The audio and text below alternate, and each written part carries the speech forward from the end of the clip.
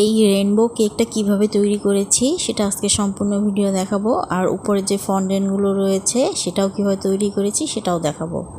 এই যে আমি প্রথমে ফন্ডেন্ট তৈরি করি, সেটা হচ্ছে পেন্সিল আর হচ্ছে এরকম রং করার যে বক্সগুলো থাকে সেরকম হচ্ছে পেইন্টিং দানিগুলো তৈরি করেছি। আর এই যে রং পেন্সিলগুলো তৈরি করেছি এবং সামান্য চিনি সিরাপ অথবা পানি এইভাবে পেইন্ট করে নিয়েছি উপরে, তাহলে চিকচিক করে।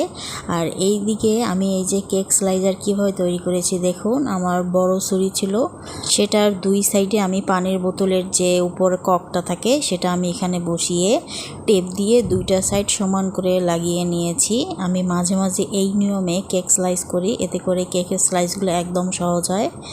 এই যে সাদা টেপ দিয়ে, চাইলে দুইটা কক লাগালে একটু উঁচু হবে আর একটা কক লাগালে মানে নিচু হবে। আমি একটা করে লাগিয়ে দিয়ে তারপর কেক স্লাইস করি। এই যে দেখুন, খুবই সহজ, আর স্লাইজার কিনতে হয় না। এটার উচ্চতা কিন্তু খুব অল্প হবে, চাইলে আপনারা দুইটা বা উঁচু টাইপের কোনো কিছু দিয়ে কাটলে সেটা একটু এটা 4টা লেয়ারের জন্য পারফেক্ট।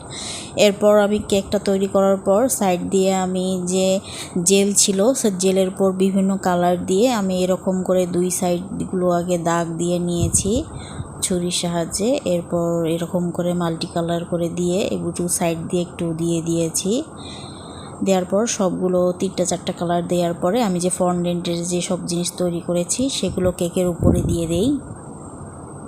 আর যেহেতু 2 বছর পূর্ণ হলো এই জন্য আর কি একটা ফন্ডেন্ট দিয়ে লিখি, এরপর নাম লিখি আর সাইডে একটু সেকেন্ড লিখে দিতে বলেছে, এই যে সেকেন্ড 2 বছর।